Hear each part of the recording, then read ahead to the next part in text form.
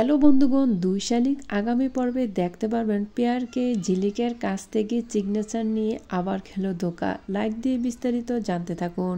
পেয়ারকে ঝিলিককে বলে, আখি তুই বড় ভুল করেছিস এই সিগনেচারটা দিয়ে। এখন থেকে আমার কথায় উঠবি, আমার কথায় বসবি, তা না হলে তোদেরকে বাড়ি থেকে বের করে দেব।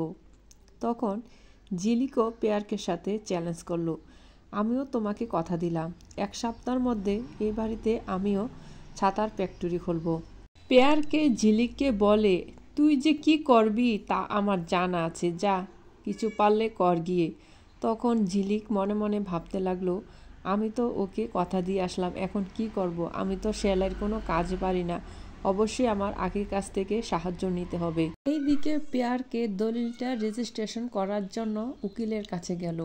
উকিলের কাছে গিয়ে যখন কাগজটা দেখলো আখির সাথে সিগনেচার মিলছে না।